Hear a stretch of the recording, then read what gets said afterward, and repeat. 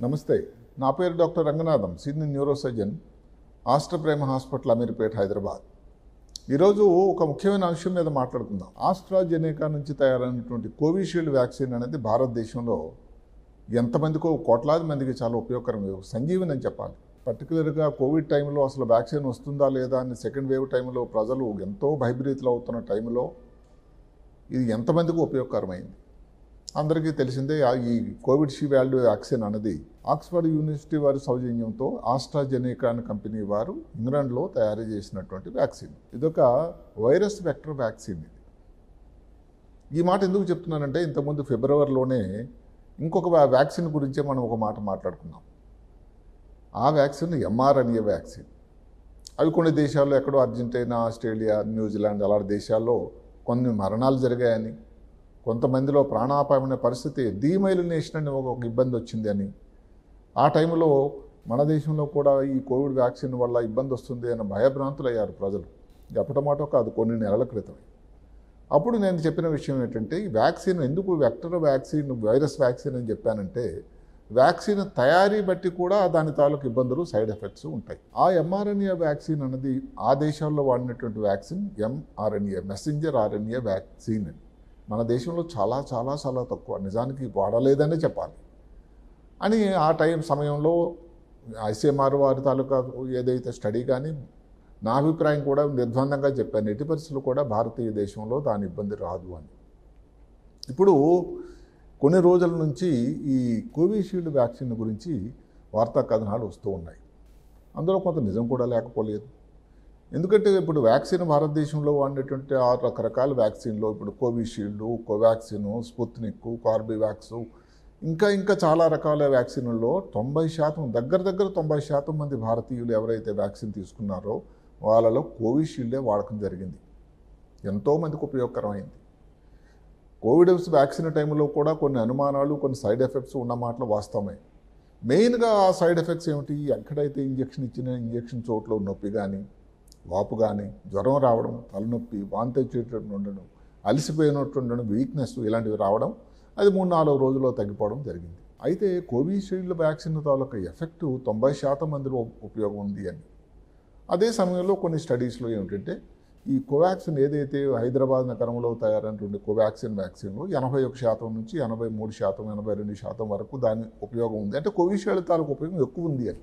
అలాంటి కోవిషీల్డ్ గురించి ఏదైతే వచ్చిందో ఒక కాంప్లికేషన్ వచ్చింది, TTS అని. అంటే ఏమిటది? Thrombosis thrombocytopenia syndrome. అంటే ఈ మాటలు మనం చెప్పుకుంటే, థ్రాంబోసిస్ అంటే మెదడులో ఉండేటువంటి రక్తనాళాలు బ్లాక్ అయిపోవడం. థ్రాంబోసైటోపీనియా ఏదైతే రక్తంలో ఉండేటువంటి ప్లేట్లెట్స్ అనే కణాలు ఉంటాయి. అంటే ఇప్పుడు ఎవరికైనా దెబ్బ తగిలింది అనుకోండి, అక్కడి నుంచి రక్తస్రావం వస్తుంది, అది ఆగడానికి ఉపయోగపడేటువంటి గొప్ప కణాలు ప్లేట్లెట్స్. ఈ కష్టంలో కోవిషీల్డ్ వాడిన వారిలో కొంతమందిలో, ముఖ్యంగా ఇంగ్లాండ్ దేశంలో ఇవి బయటపడ్డాయి. ఎప్పుడో ఆగస్టు 21వ తారీఖు నాడు దాని ఇబ్బంది అయినా కానీ, దాని తాలూకా అక్కడటువంటి న్యాయ వ్యవస్థ, ఆ సిస్టమ్స్ ప్రకారం ఏంటంటే, ఇప్పుడు వాళ్ళు కోర్టులకు వెళ్ళడం, దాని నుంచి కాంపెన్సేషన్ రావడం, కొంతమందిలో ఇబ్బంది రావడం, కొన్ని మరణాలు జరగడం, మరణాల నుంచి వాళ్ళు బాగైనా కూడా కాలు చేయి వీక్ అయిపోయి పానికి వెళ్ళలేకుండా ఉండేటువంటి పరిస్థితి, ఇవన్నీ దగ్గర 161 మందిలో ఇంగ్లాండ్లో వచ్చాయి. మన దేశంలో ఇప్పుడు ఇవన్నీ ఇంకా వెలుగులోనికి రాలేదు. ఇవి ఎవరిని భయపెట్టేటువంటి కాకపోయినా దీనివల్ల ఒక కాంప్లికేషన్ ఉంది అని చెప్పాల్సిన అవసరం అయితే ఉంది. ఈ మాట నేనే కాదు, ఎవరైతే ఒరిజినల్గా స్టార్ట్ చేసినటువంటి ఆస్ట్రాజెనేకా కంపెనీ వాళ్ళు కూడా ఒప్పుకున్నారు. అందుకని ఇంగ్లాండ్లో ఒక వ్యక్తికి వాళ్ళు దగ్గర 100 కోట్లు విలువైనటువంటి కాంపెన్సేషన్ ఇవ్వడం జరిగిందట. ఇంకా 151 కేసులు, 158 కేసులు కోర్టులో ఉన్నాయి. ఇవన్నీ కూడా మన దగ్గర రైట్ ఫ్రమ్ ఇన్ఫర్మేషన్ యాక్ట్ లాగా అక్కడ ఒక ఇన్ఫర్మేషన్ యాక్ట్ ఒకటి ఉంది. ఆ యాక్ట్ ప్రకారం వారు వెళ్ళినప్పుడు ఇలాంటి వివరాలన్నీ బయటపడ్డాయి. కోర్టులో ఉండేటువంటి నమోదైన కేసుల తాలూకు వివరాలు. ఇది ఆస్ట్రాజెనేకా వాళ్ళు కూడా ఒప్పుకోవడం జరిగింది. ఇక్కడ మనం భారతదేశాన్ని విషయంకి వచ్చినట్టయితే, ఇక్కడ ఎంతమందిలో ఉంటుంది అనేటువంటి విషయం వచ్చినట్టయితే, 50,000 మంది వ్యాక్సిన్ తీసుకుంటే, ఏది కోవిషీల్డ్ వ్యాక్సిన్, ఒక్కరిలో ఈ ఇబ్బంది రావడానికి ఆస్కారం ఉంది. అంటే ఎంత తక్కువ శాతం? చాలా చాలా చాలా తక్కువ శాతం. అయితే ఒక చిన్న మాట, ఇంత జనాభా ఏదైతే ఉందో భారతదేశంలో ఇంతమందికి కోట్లాది ప్రజలు ఎవరైతే తీసుకున్నారో వ్యాక్సిన్ కానీ చూసుకునేటట్టయితే ఈ శాతం ఇబ్బంది ఎక్కువ అవుతుందేమో, పర్సంటేజ్ ఎక్కువ అవుతుందేమో అని నిపుణుల తాలూకా అంచనా. అది ఇన్నాళ్ళు ఎందుకు బయటకు రాలేదు అని అన్నట్టయితే ఈ కోవిడ్ వచ్చిన తర్వాత ఈ వ్యాక్సిన్ కాంప్లికేషన్స్ అని ఎలా ఉంటుందంటే, ఆ కాంప్లికేషన్ ఏదైతే ఉందో కోవిడ్ వలన, కోవిడ్ వచ్చిన తర్వాత ఉండేటువంటి లాంగ్ కోవిడ్ వల్ల, లేదంటే వ్యాక్సిన్ వల్ల, ఇది ఎవరు కూడా ఇదమిద్దంగా చెప్పడం అనేది చాలా చాలా కష్టమైంది. ముందు చెప్పినటువంటి ఈ ఫిబ్రవరి మార్చిలో వచ్చిన కథనం గురించి ఎందుకంటే అంత నిర్ద్వందంగా చెప్పగలిగామంటే, ఆ వ్యాక్సిన్ మన దేశంలో వాడకం జరగలేదు. కానీ ఇది ఇప్పుడు మన దేశంలో వాడకం అత్యంత అధికంగా వాడినటువంటి కోవిషీల్డ్ వ్యాక్సిన్ వల్లే వచ్చింది. దీనివల్ల ఏమవుతుందంటే అసలు ఎందుకు వస్తుంది అని మీరు అనుకునేటట్టయితే దాని గురించి కొన్ని సైంటిఫిక్ ఆధారాలు ఉన్నాయి. మామూలుగా వ్యాక్సిన్ ఎక్కడిస్తాము? ఈ భుజం మీద ఈ కండరం ఉంటుంది, డెల్టాయిడ్ అని, దాని లోపలికి కండరం ఇస్తాం. అంటే ఇంట్రామస్కులర్ ఇంజెక్షన్ వాస్తవానికి అది ఏదైతే బ్లడ్ లోపలికి ఇచ్చేది కాదు. ఏదైనా కారణం వల్ల కానీ, ఏదైనా రక్తనాళంలోకి కానీ ఇది వ్యాక్సిన్ కానీ వెళ్తే అక్కడ వస్తుంది ప్రమాదం. నార్మల్గా ఇది వ్యాక్సిన్ ఏదైతే రక్తం లోపలికి ఇచ్చేది డైరెక్ట్గా కాదు, కండరం లోపలికి ఇచ్చిన తర్వాత నెమ్మదిగా అక్కడి నుంచి దాని తాలూకా మిగతా శరీరంలోకి వెళ్ళడము, స్లోగా దాని తాలూకా ప్రభావం రావడం జరుగుతూ ఉంటుంది. కానీ చాలామందికి ఇది సంజీవని అని మళ్ళీ నేను నొక్కి పక్కన చెప్పానికి తప్పదు. ఈ రక్తం లోపలికి ఏదైతే పోవడం వల్ల రక్తంలో ఒక ప్రోటీన్ ఉంటుంది, PF4 అని. అంటే ఏమిటి? ప్లేట్లెట్ F4 అని ఒక వ్యాక్సిన్ ఉంటుంది. ఇది ఒక స్పెషల్ ప్రోటీన్. ఈ ప్రోటీన్ ఈ ప్లేట్లెట్స్ దగ్గర గూడు కట్టుకోవడానికి, రక్తస్రావం ఆపడానికి ఉండేటువంటి ఉపయోగకరమైనటువంటి చాలా ఇంపార్టెంట్ ప్రోటీన్. అందరికీ నార్మల్గా ఉంటుంది. ఈ రక్తం లోపలికి ఏదైతే మనం ఇందాక చెప్పుకున్నటువంటి ఈ వ్యాక్సిన్ వెళ్తే, ఈ వ్యాక్సిన్లో ఉండే దేని ద్వారా తయారవుతుంది? వెక్టర్ వైరస్ వ్యాక్సిన్ అన్నా. అంటే ఏమిటి? ఎడినో వైరస్ వ్యాక్సిన్ అనేది చింపాంజీ నుంచి దాని తాలూకా కలెక్షన్ తయారీ చేసినటువంటి వ్యాక్సిన్.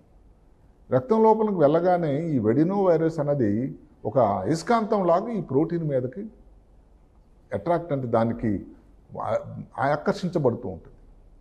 దానివల్ల జరిగేది ఏదైతే PF4 ప్రోటీన్ అన్నది, ఈ ప్లేట్లెట్స్, ఇదేదైతే ఉందో అడినో వైరస్, ఇవన్నీ కలిపి ఇది ఒక దగ్గర గూడు కట్టుకొని రక్తనాళాలు, మెదడులో ఉండే రక్తనాళాల్లో బ్లాక్ అయిపోయి థ్రాంబోసిస్ అంటాం, అంటే స్ట్రోక్ అంటామండి మనం అర్థంగా చేసుకోవాలంటే. ఏంటిది? కాలు చేయి వీక్ అయిపోవడం, మాటల్లో తేడా రావడం, ఫిట్స్ లాగా రావడం, కాలు చేయి వీక్నెస్ నుంచి ఏమైనా తేరుకున్నా కానీ పూర్తిగా నార్మల్ కాకపోవడం, ప్రాణాపాయమైన పరిస్థితులు కూడా ఉన్నాయి. రెండో కాంప్లికేషన్ థ్రాంబోసైటోపీనియా.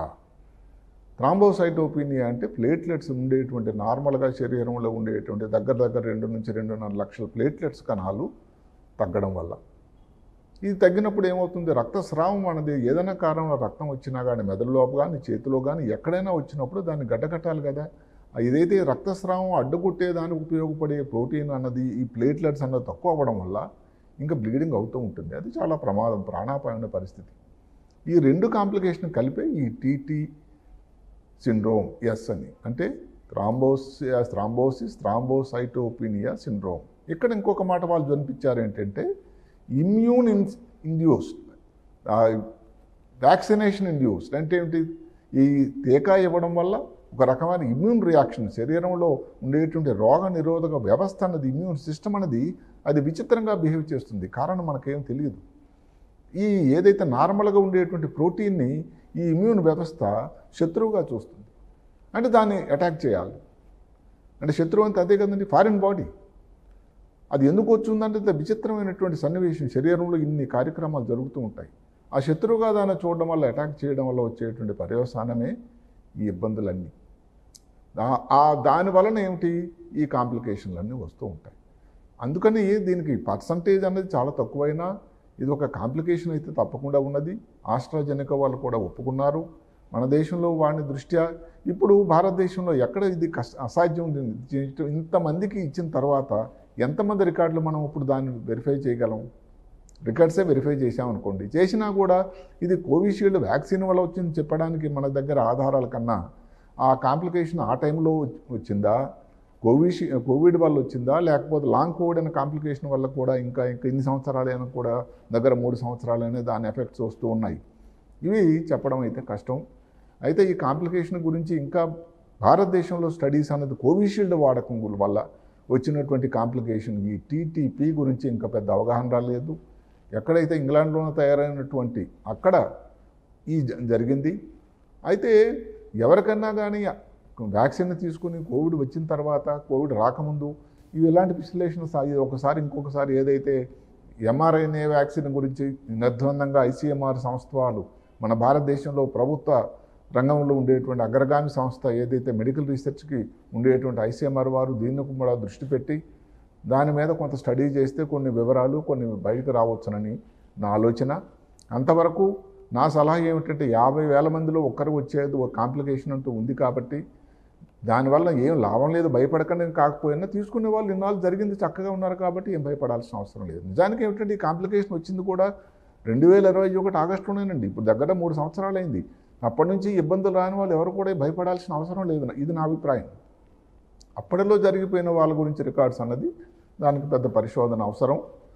అయితే మరి ఇది ఎందుకు వెలుగులోకి వచ్చింది? మన దేశంలో చాలా విరివిగా వాడినటువంటి వ్యాక్సిన్ కాబట్టి దానివల్ల కాంప్లికేషన్ అనేది ఇంగ్లాండ్ దేశంలో వచ్చింది కాబట్టి దానికి కాంపెన్సేషన్ అనేది పెద్ద జరుగుతూ ఉంది. అక్కడ దగ్గర 158 మంది దానికి కోర్టులు దానికి వేయడం, ఆస్ట్రాజెనెకా వాదన ఒప్పుకోవడం కూడా జరిగింది. ఇక్కడ ఎవరో సీరం ఇన్స్టిట్యూట్ వాళ్ళకి ఇది కాంప్లికేషన్ ఉందా లేదా అంటే దాని నుంచి ప్రెస్ వాళ్ళకి వాళ్ళు దానికి ఇంకా నిర్దిష్టమైనటువంటి సమాచారం అయితే ఇవ్వలేదు.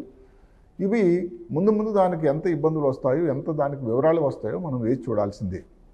ప్రస్తుతానికి నా సలహా ఏమిటంటే ఎంతమందికి ఇప్పుడు మాటకి కాంప్లికేషన్ పర్సంటేజ్ చూసుకొని ఎవరికి ఎంతమంది ఉపయోగకరమైంది అని తారీజ్ బేరీజు కానీ వేసుకున్నట్టయితే అసలు దానికి హస్తి మసికాంతరం అంటే ఇప్పుడు ఏనుక్కి దోమకుండేటువంటి కంపారిజన్ అండి. ఈ కోట్ల మందికి ఎంతో ఉపయోగకరమైనటువంటి, మళ్ళీ చెప్తున్నాను, నిజంగా ఉపయోగకరమైన సంజీవిని లాంటి వ్యాక్సిన్.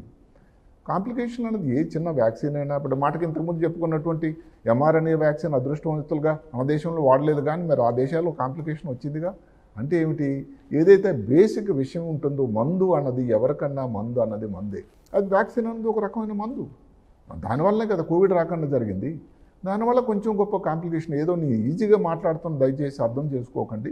చిన్న కాంప్లికేషన్ ఉండే మాట వాస్తవం. భారతదేశంలో ఏదైతే ఉందో దాని తాలూకా వివరాలు మనకు పూర్తిగా లేదు కాబట్టి దాని మీద ఒక ఒపీనియన్ ఇవ్వడం అనేది కరెక్ట్ కాదు.